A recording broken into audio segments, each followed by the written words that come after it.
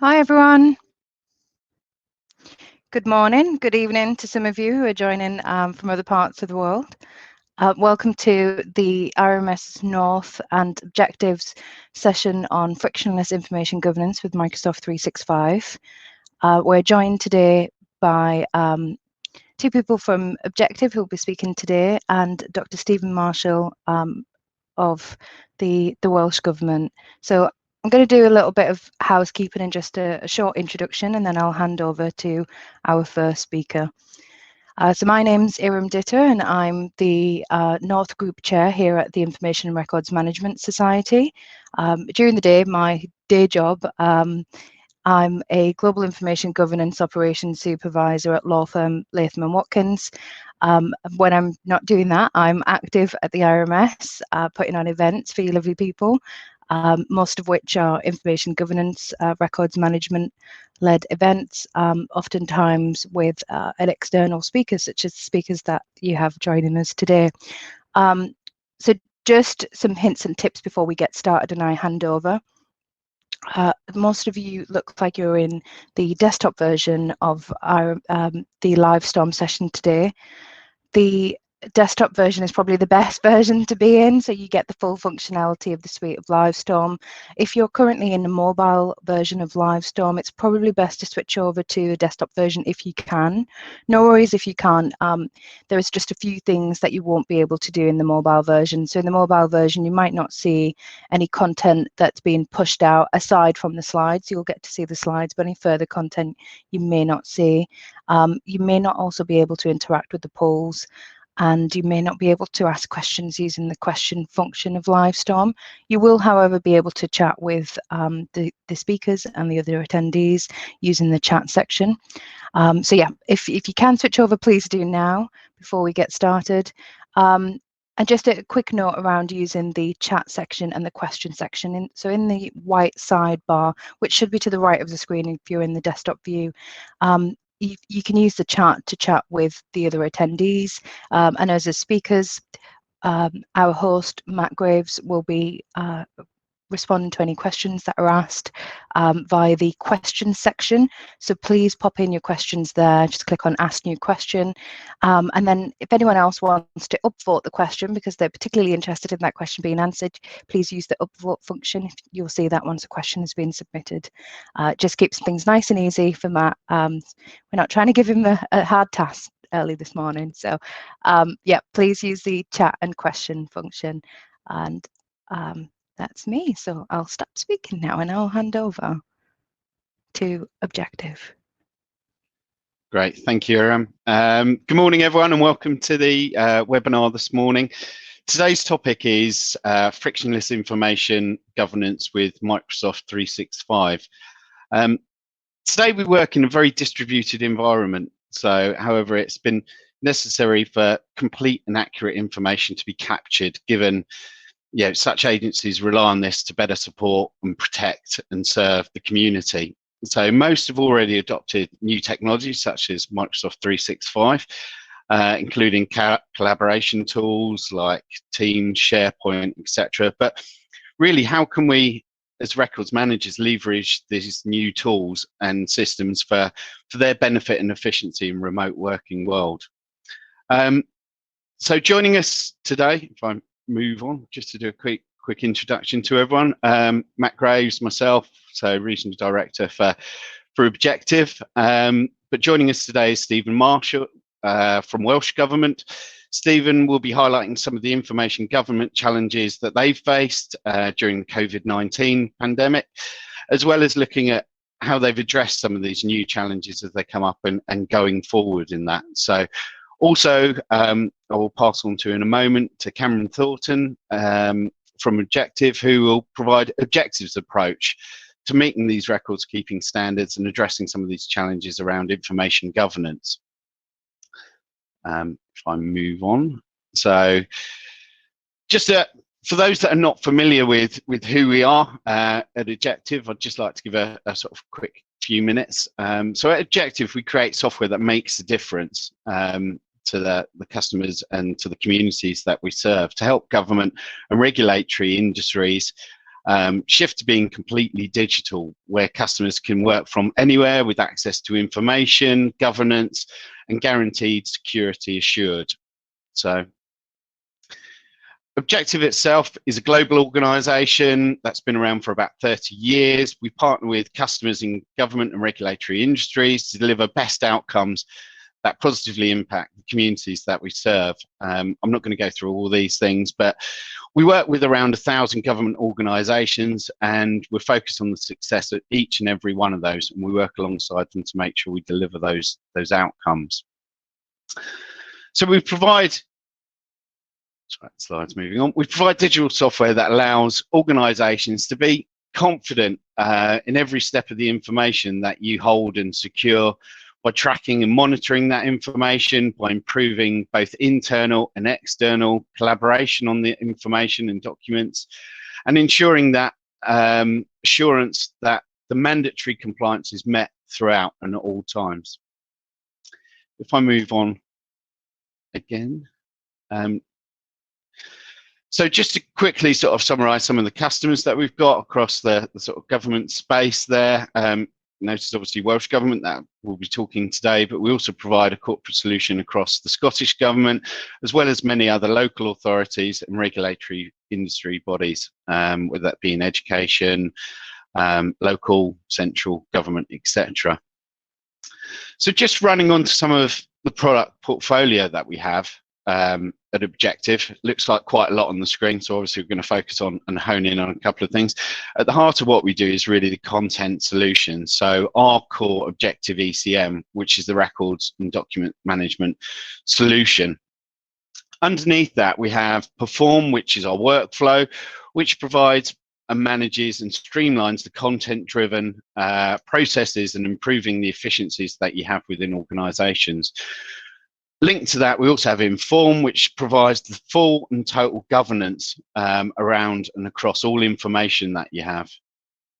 And probably what we're going to focus a bit more on today is our Gov 365 as well, which is which provides the governance across your Microsoft stack. So whether that be Teams, SharePoint, emails, Word, etc. So as it makes it simplistic for the end user, so they don't need to know that all this governance is going on behind the scenes, but you have the confidence to know that everything is governed within the solution.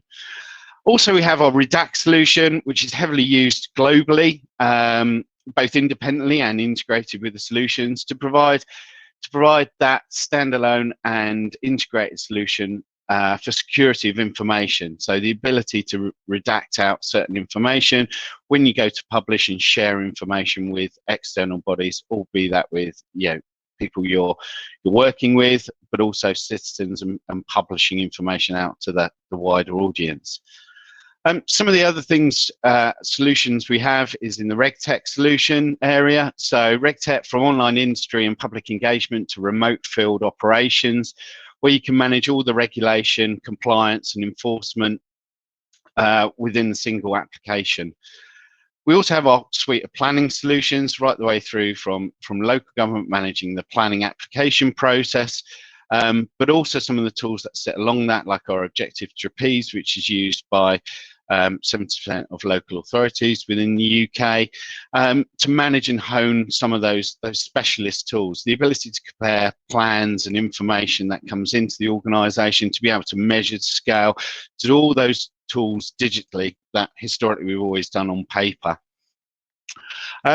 So leading from the planning solutions, we also have Keystone. Keystone is an end-to-end document lifecycle solution that allows you to create, collaborate and engage within regulatory industries on policies and strategic documents. So right from its outset, from its creation, right the way through to publishing it and allowing comments and information gathering on those consultations that you provide.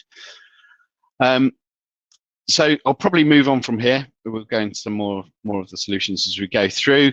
And just to quickly note, partnering from our side, we've got some strategic partners. So Objective partners mainly with two organisations as a key focus. So Micro Focus and both Microsoft as a gold partner. So these through these partnerships, we've developed a portfolio of products and seamlessly integrate to Micro Focus, Content Manager and Microsoft 365, and some of that information will come through today. So this provides organizations with using Content Manager to leverage their investment in the platform, but also extend the information governance and practices with collaboration benefits that Microsoft 365 provides. With that, so as I'm not talking too much about us, I'll hand over to Camo, who will be showing you today and bringing together some of the seamless information governance that we have within Microsoft Teams. Thanks. Thanks, Matt. What I wanted to start off with is just how our workforce has effectively changed. And I think one of the big things that we're sort of looking at today is complete and accurate information still remains essential even today to government and community. Information that users create, send or receive as part of the work for government is actually a record. It provides evidence of what the agency has done and why. Government relies on well-managed information to better support, protect and serve the community. So from a new workspace point of view, we've seen a lot happen. Over the last 12 months, we've seen how government, and in fact the whole world, has had to adopt to a new way of working, enabling their end users to access information assets while working from home. This wasn't a nice to have, it was an absolute necessity. And it wasn't for the short term. As a result of the last 12 months, the way we work has now forever changed. Employers will offer the ability to work remotely on a regular basis, and I think employees will absolutely demand that flexibility.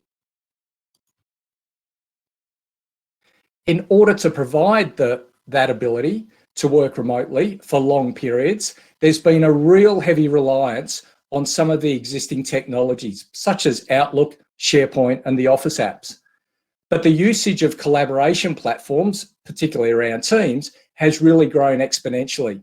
In fact, over the last 12 months, we've seen massive numbers in relation to Teams adoption grow from, roughly about 20 million active users a day, all the way up to 115 million and rising.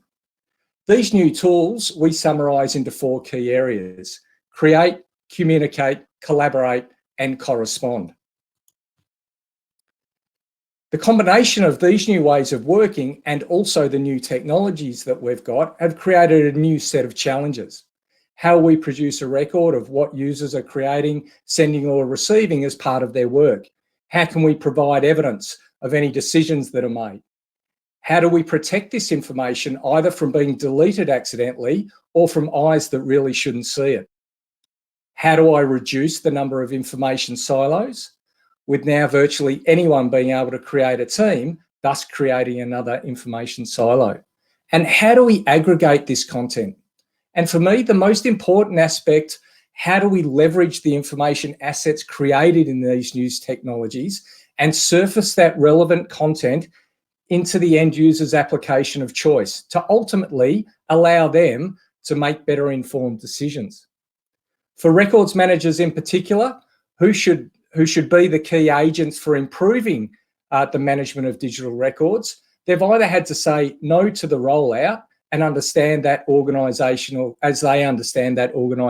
impact, or they let it happen and decide we'll clean it up the mess later. And I've heard many stories about how that's going to take substantial time to clean up that mess, but it was as a result of having to do that from an IT and remote working aspect.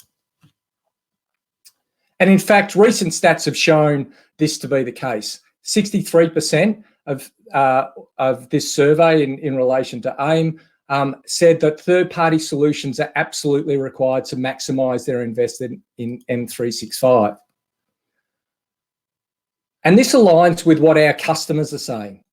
They're saying they're getting these common challenges, governance around the creation and use of teams. We're seeing that customers are being very strict on content, where content lives, where it's needed in some way of managing, and also the team creation side.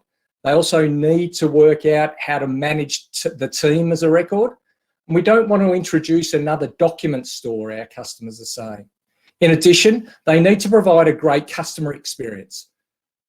but there also needs to be some form of integration with teams that's required to maintain that compliance and document control. One of the quotes that we've, this is a direct quote from one of our customers, Primary Industries and Region South Australia.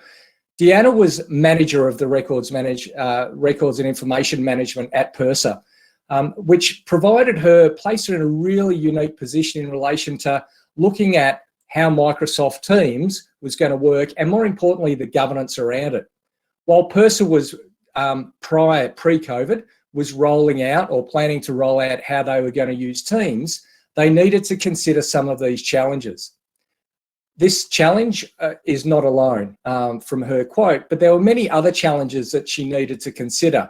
Things like, how are we going to manage external sharing across the agency and to external parties? Matt, that's it for me in relation to the changing workplace. I'm going to hand back to you. Great, thanks, Camo. So just quickly before we hear from Welsh Government, we just wanted to do a quick poll.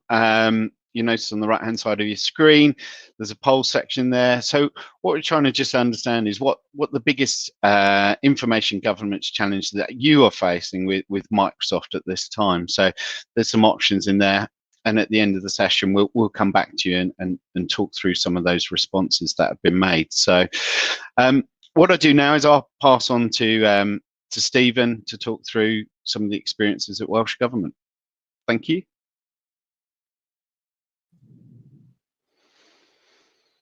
Thanks, Matt, and good morning, everyone. I'll just give you a bit of a flavour of the issues we've been dealing with in Welsh Government. If I do talk about anything that you'd like to know more about, I'm more than happy for people to be put in touch with me to talk about how we've dealt with things in more detail. So if we could move to the first slide. So the first thing, I just wanted to give a bit of historical context, because what we've been doing over the last 5 years or so has basically driven our way forward in terms of 365 and what we want to achieve. So like pretty much everywhere, we've got a massive historical digital heap of pretty much unmanaged data, and we've been spending a lot of time trying to get a grip on that. So that includes shared drives for Teams and personal, as well as public folders in Outlook and all sorts of different areas. So what we've largely achieved now is to remove access or make it read-only, except in a very small number of limited cases. But that's left us with a huge pile of information that we need to sort out. So we're starting a project now with an e-discovery tool to actually sort out that information, decide what we need to destroy, what we need to keep, put it in the right place, but also have a clear audit trail of what we've done with what information. And we reckon that's going to take us a couple of years or so to actually sort out. Our first real foray into Microsoft and applying retention or deletion rules was back in 2014-15, where we applied a one-year deletion rule to emails in Outlook. So that kind of set the scene for the future. Also important to know is that we're now essentially cloud-based and have been on a journey to expand the use of 365, but up until the pandemic, early stages of that. But all that context has meant that we're determined to avoid all these problems of the past. We don't want to have to clean up another mess in another 5 years' time, because it takes an awful lot of resources, never mind the information risks that sit around it. But we've got very active support from our IT department. They're very supportive of the information management issues, but they also have their own incentives in that being cloud-based, the costs of storage are very visible, and if you let things get out of hand, can get very expensive. But also managing all of this puts a burden on our IT department. So they're keen to get all of this right from their own point, as well as supporting us from an information management point of view. So we could move on.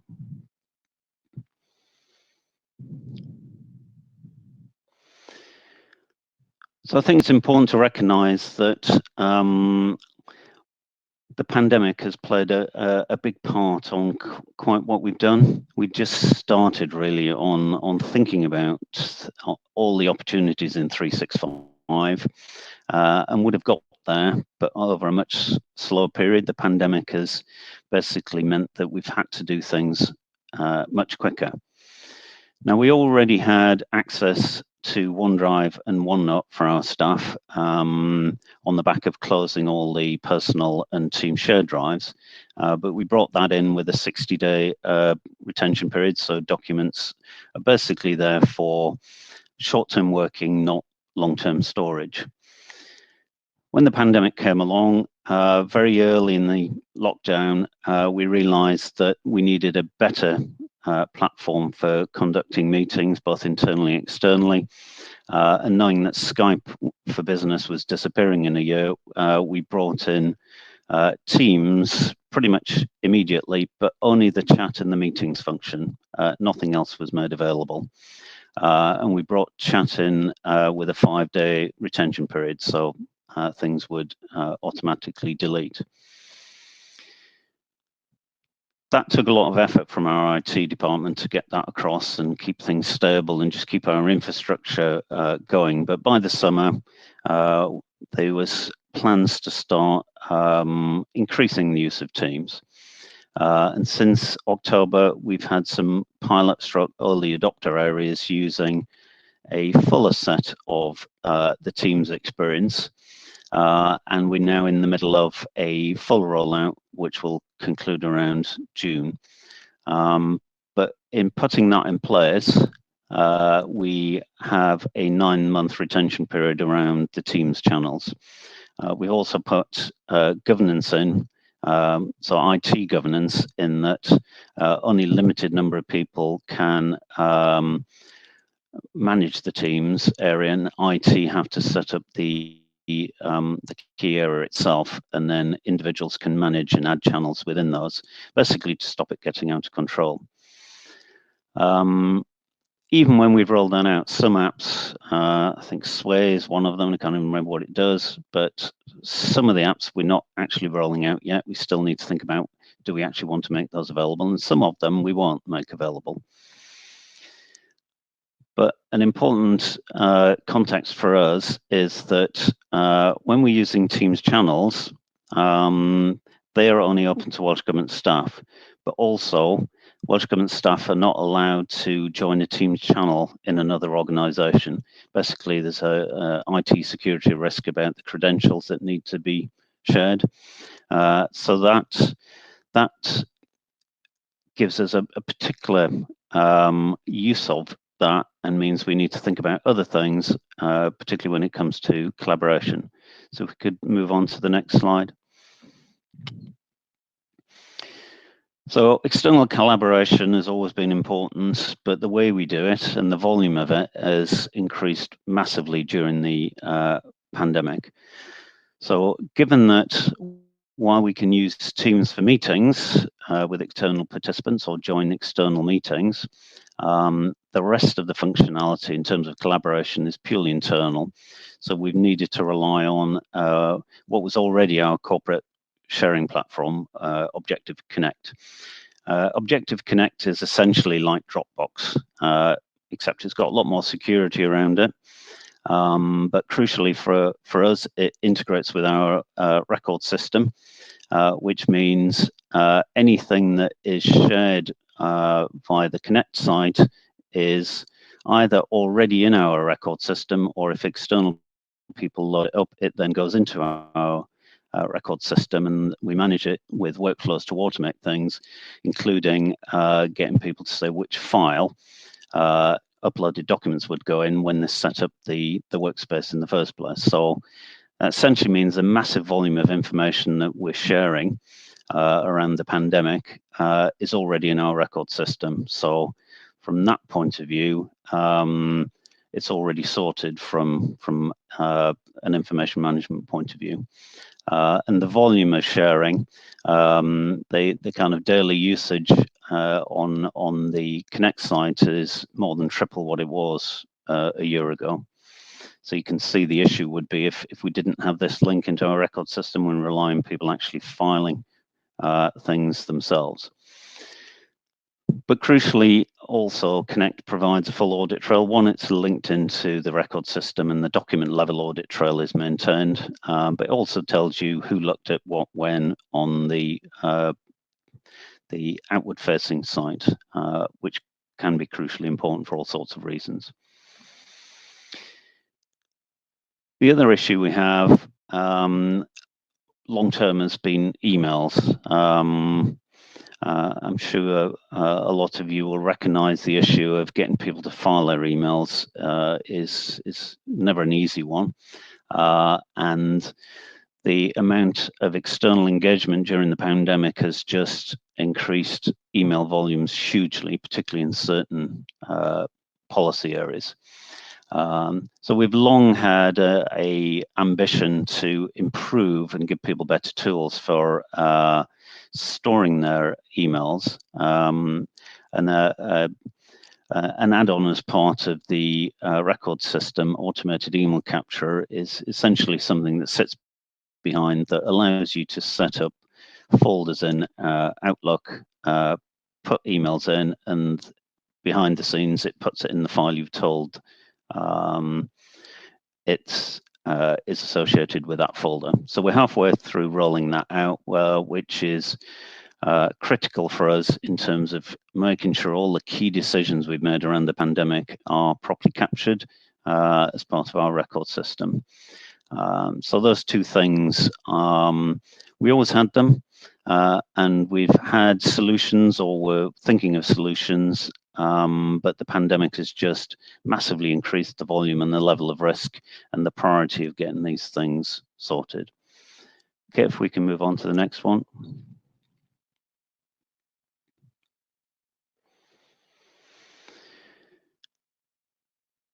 So obviously a key thing for us is to make sure that as we expand the use of 365, we get the information governance right. And let's say the historical context has shown us the price of not getting it right, and the money, time, and effort needed to put in to get it sorted out. So what we've done around the various elements of Teams is used what's possible in terms of the application of retention periods to set something appropriate around the purpose of the particular application within Teams, but also supporting that with a clear message when we give staff access to something to say, this is for this reason, you can keep things in there for this long, and don't forget, you need to put things in our record system where they are records of decisions or information that we need to keep for various reasons, and we've given some guidance around that to remind people. Some of the apps, though, don't actually have anything built in, and we can't set anything, and there is then the possibility of things staying in there forever. So we've had to develop policies and tell people, but it does then provide an overhead in monitoring that to see what's happening and make sure people are actually living up to the policy. So that's been a big concern for me, but there's a couple of things that we're investigating that will hopefully help going forward. The first is something that we kind of accidentally found out about. For those of you that know the kind of technicalities of the 365 licensing model, in January we moved from the E3 bundle to the E5 bundle. No idea what those numbers or letters mean, but just so you know kind of where it came from. And the reason we did that is because we moved our telephones to be Teams voice. But unknown to us, part of the E5 bundle came this intelligent compliance and risk management solutions, basically an information governance layer. And we didn't know we were going to get it, so we're busily exploring what that can do, which hopefully will give us a better way of managing things consistently across applications, including when things move between them, but also for applications that don't have anything built in themselves. We do also want to be looking at the potential risks and the things that we don't want to enable. You may have come across the rights management that is in Outlook, and there's the possibility, depending on the way it's set, to essentially have emails in the record system that once the person who received it has left, no one will ever be able to read it, which is clearly not much use as part of the corporate record. So we need to understand how to use it to achieve what we want, but we also need to understand the issues, particularly how it might filter through to our record system to ensure we don't put in place things that will cause problems. But it does provide, hopefully, a better solution than the app-by-app approach that we've got at the moment. And what we're also thinking about then for is the integration between teams in our record system, essentially to make sure people work on documents that are in the record system, don't take them out and make copies of them. But also anything within teams that needs to be in the record system can be put in there with the least resistance. Make it difficult for staff to file things, and it's less likely they do it. So we want to make the process of putting information in that's created within teams as easy as possible. So Matt, that's kind of hopefully a useful overview of what we've been up to in Welsh Government and some of the issues that we're coming across. That's great, thank you. That's great, thank you, Stephen. Some really useful insights there into the challenges that you faced and the outcomes that you've delivered for that. So I think we've seen a lot personally from our side, certainly on one of the objective solutions you mentioned there, Connect, and how that's been helping people during the pandemic, albeit from a number of local authorities, but also more localization with things like across Scotland, where they've been managing the volunteers and the personal data and sharing that from both central to local government in a secure environment, and the ability to then also collaborate on some of those things for, you know, as Glasgow mentioned, in some cases, which was around the ability to look at vulnerable women in their scenario and how they can actually interact with both agencies and individuals. So yeah, we've seen a lot of increase on that side ourselves. So I think what we'll do, Stephen, is we'll move to some questions at the end of this session. So grateful if you could hang around, if that's all right. Yep, no problem. And I'll pass back to Cameron now to run through some more of our views. Thank you. Beautiful. Thanks, Matt. So it's now more important than ever that we have a look at a holistic approach to how we actually manage our information. But in order to understand that, we actually need to go back to the fundamentals. So let's start with what actually is a record. Now, according to International Council of Archives, recorded information produced or received in the initiation, conduct, or completion of an institutional activity or individual activity that compromises content, context, and structure sufficient to provide evidence of that activity. Now, I think the thing here that really gets me is the context piece. We're effectively, from a document point of view, we have that, but the context and the structure is really what makes that a record. And so I then sort of go to the next step of going, well, what's actually the purpose of a record? And for me, things are, records serve as evidence, they support decision-making, they enable the organisation to hold itself accountable, they support the pursuit of individual rights and entitlements, and the last one, and I think is the most important, they're a valuable source of data and information for monitoring, analysis and planning. As records professionals, you focus a lot of attention on the compliance aspects of our records, which is important. But for me, the last point is really key. How do we make use of the content we capture, effectively sweating that asset across the entire organisation?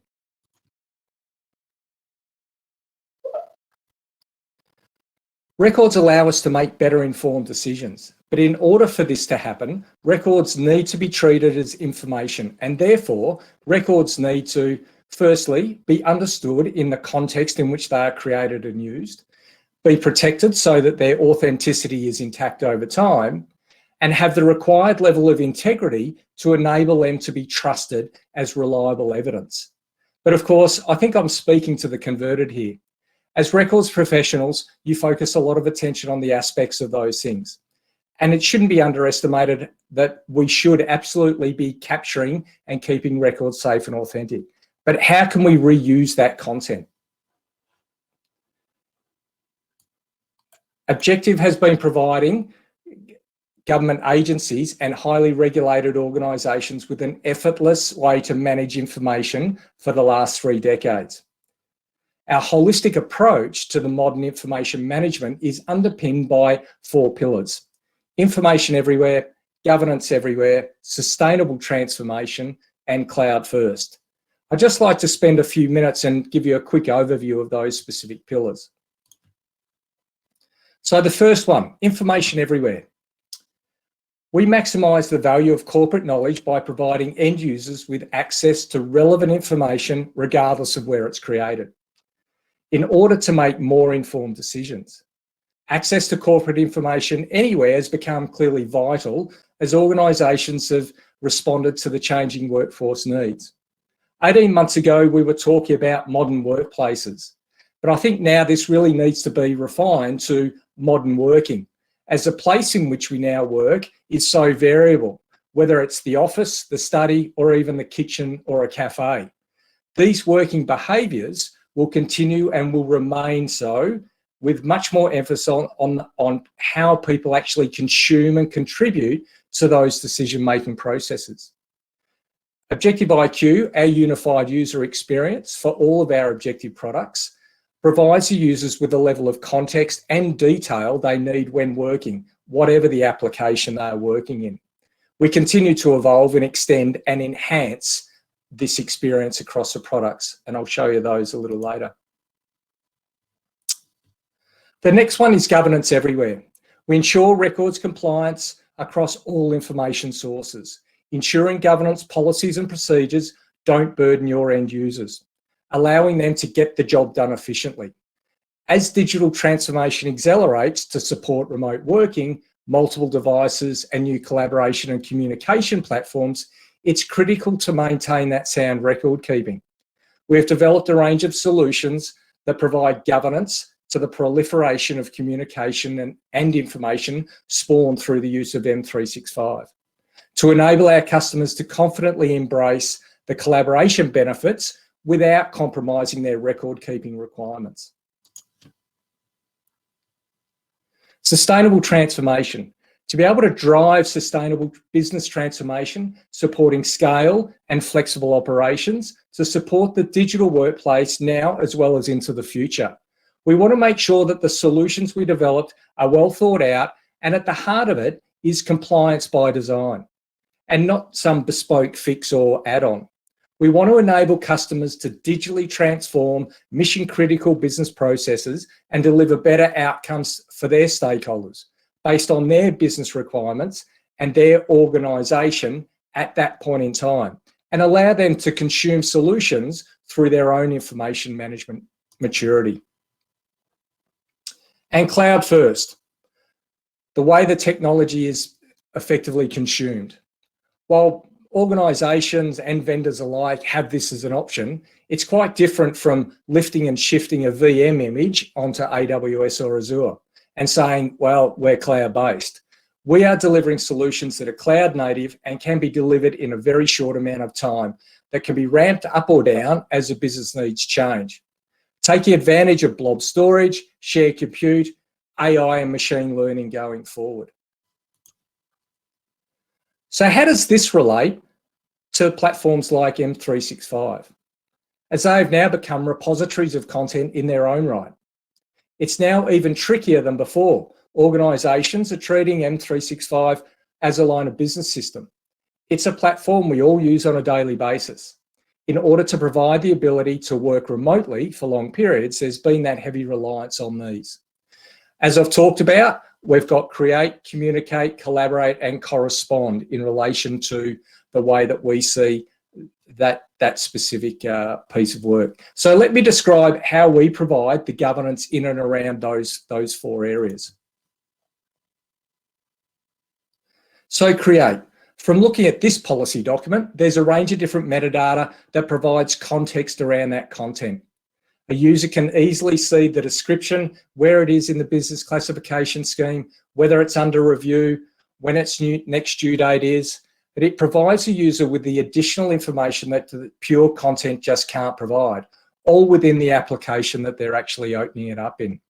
Additionally, the ability for end users to consume capabilities such as Microsoft's co-authoring, where users can jointly create content, all the while providing governance and context, provides the users with the best of both worlds.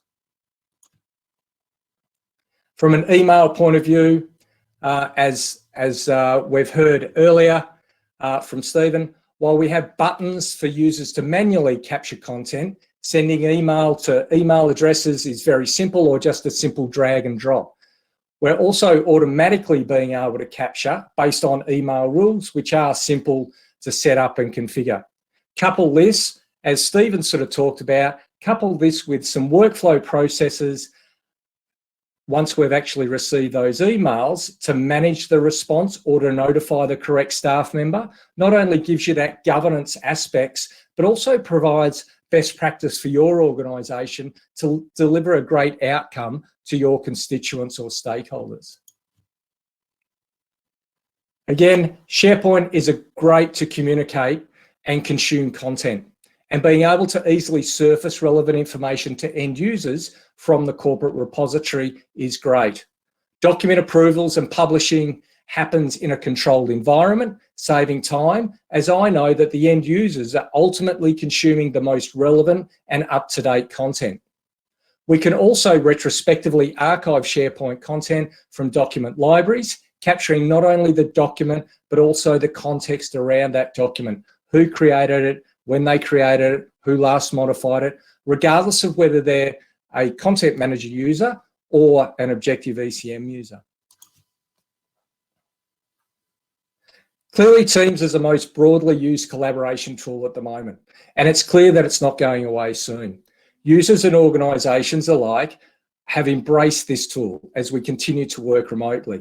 Yes, we capture the documents for every channel, including those that are private, but importantly, we're capturing the conversations within those channels. And we also generate a human-readable text searchable PDF, which is a record in its own right. However, it provides that further context around the team, such as who was in the team, who was the owner, the amount of channels and their description, as well as the conversations in and around what's actually happened. So we're capturing the decisions that are made within those specific channels. And the great thing about this is that long after the team has actually been and gone, we've got not only the documents, but we've also got the conversations in and around those channels so that we can effectively provide that context around how those documents were changed, modified, or even started to get created. Also, we're capturing those things because decisions are actually being made in those channels. So things like approvals to go ahead on those types of things just happen in those conversations. However, for me, what's really important and where this comes to add real value to the user is really about how we aggregate all of that content.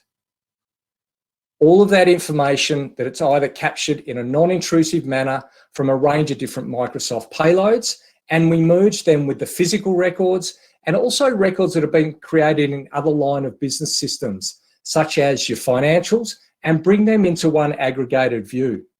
Behind each of those records is an audit trail which stays with the record for the life of that record. But let's not forget, information can be surfaced or discovered via the M365 stack.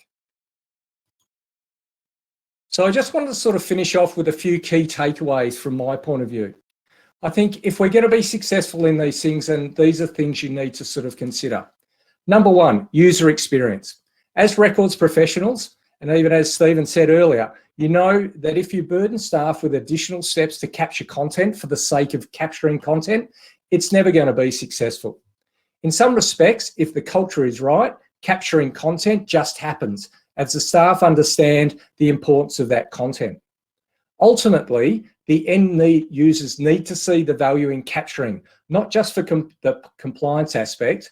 The value of the end users need to assist them in their everyday job to either make it quicker, more efficient, or make them more informed. With a wide range of government solutions, we really have focused with the end user in mind and to make the most of the content and the context that's created on a daily basis. Policies and procedures, again, as Stephen has talked about, how we use the technologies, where the records are created is absolutely key into governing your organisation information assets. Policies and procedures are crucial. I've heard of a range of different ones, OneDrive for personal use only, no external use for teams due to privacy, SharePoint Online for communicating content to the organisation. Teams needs to have a request and approval process. Team sites need to have finalisation dates. Specific Teams channels, specifically for fun, so that we remove the noise out of any of the other channels, and possibly even one for business decisions within those team sites.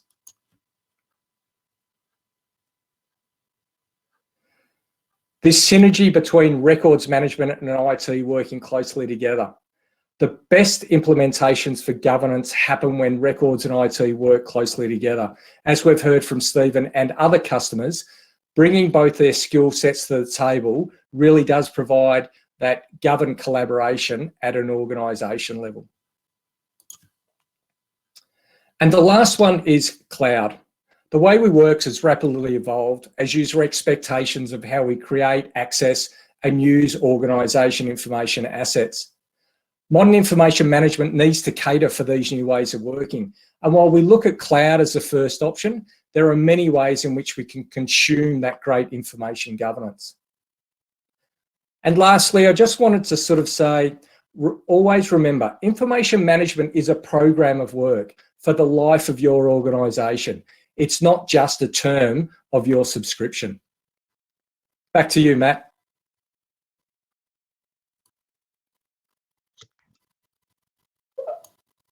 Thank you, Camo. Right, we're now into sort of question session. So if you want to post any questions for Camo or for Stephen, just around some of their experiences and feedback or about what you've heard today, please do so. But just while people are posting in there, I just thought I'd give some feedback on the polls that we've received. So probably the highest one at the moment around what are the biggest information governance challenges that you're facing with Microsoft is the danger of information sprawl and content duplication. That was 34%. And then second to that, capturing content created in Teams, files, posts, etc., which was 22% of the audience. And then slightly going down then to 16%. But you can go and look at the polls there yourselves. I don't know whether that fits in with some of the experience that you've had, Camo, from your side as well. Yeah, absolutely. You know, all of those are, it's interesting that, you know, leveraging existing EDRMS policies and procedures is the lowest out of the lot, and it's more about that information sprawl, which is the highest. But, you know, capturing content is really, you know, that second one closely followed. So, yeah, yeah, all of those ones, I'm not surprised at the information sprawl. I was actually thinking that probably should have been higher as a mix, but it came in at 34%. Great, thank you. We've just got some questions coming through. So really interested in the PDF created that captures information about a team as a record. Can you tell me more about how this interacts with the records held in SharePoint? Can this PDF be generated at any point?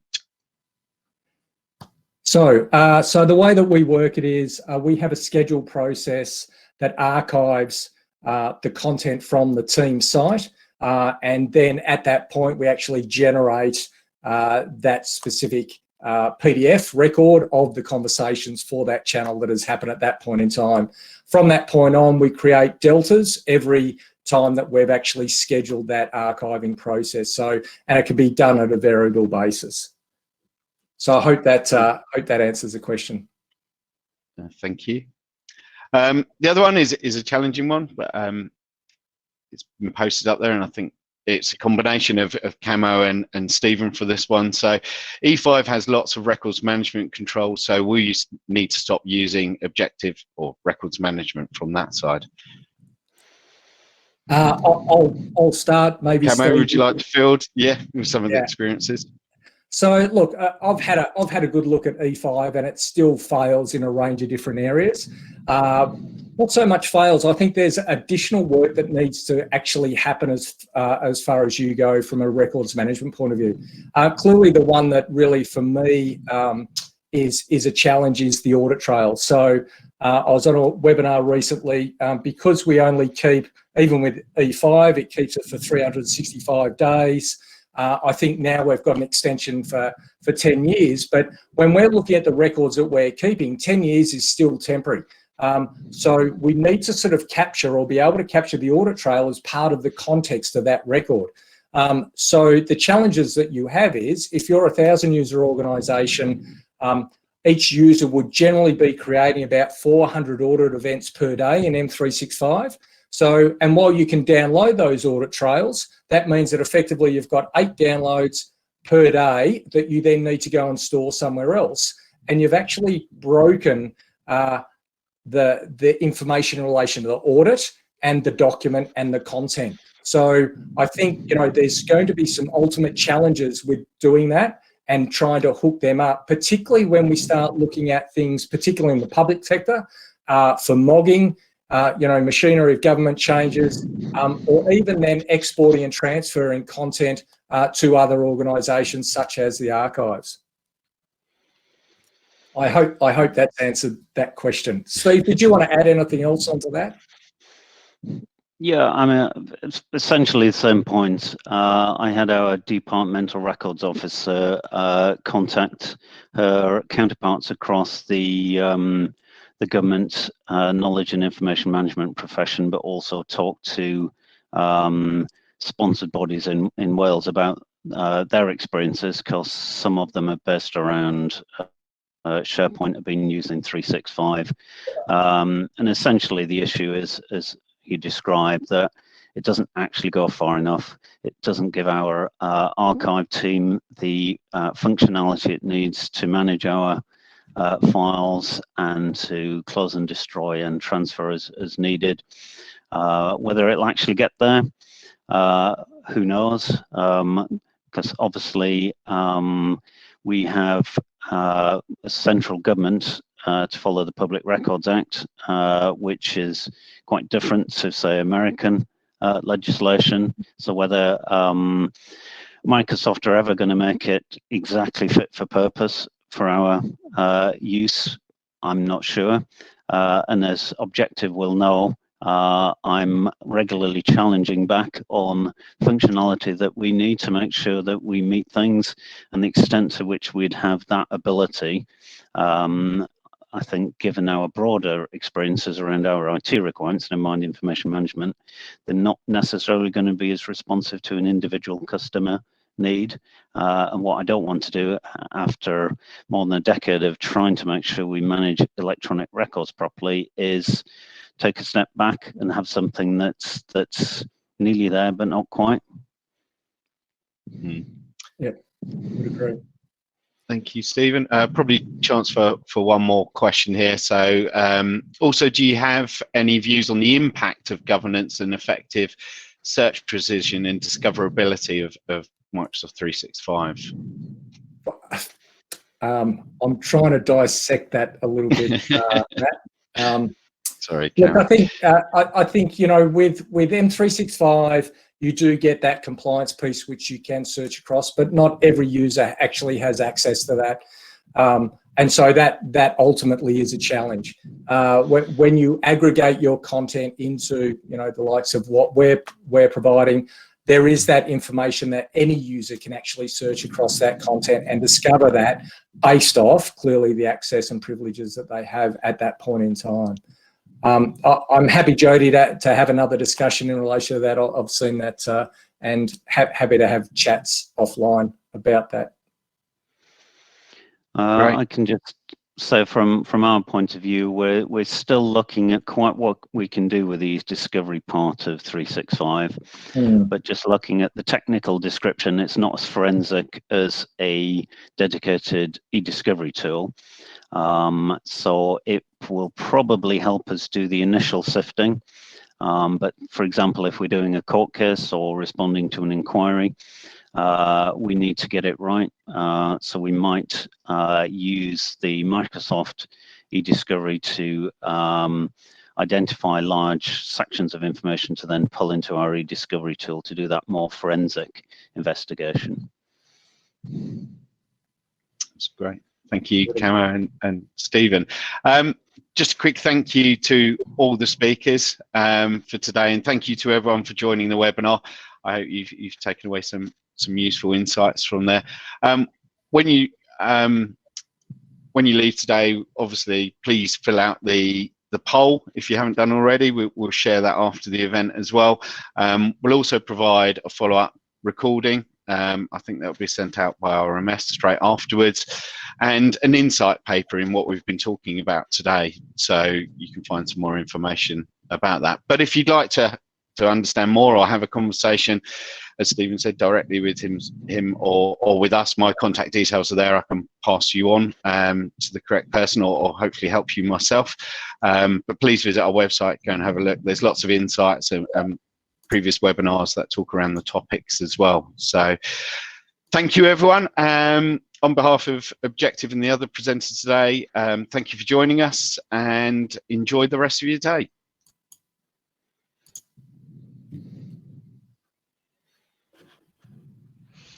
Thank you, Matt.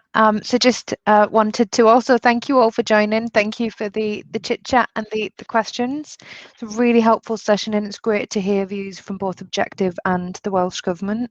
If you have any questions or would like any more information, please feel free to get in touch. I'm happy to field questions to Objective as well, or Stephen. My details are on the screen, so if you want to get in touch, please email me at north@irms.org.uk. I mentioned earlier that the video recording will be available on the IRMS YouTube channel. It's also available via playback using this same link that you used to join this session today. So as soon as the session ends, you'll be able to view the playback of the session on this link. And it'll also be on the Objective website.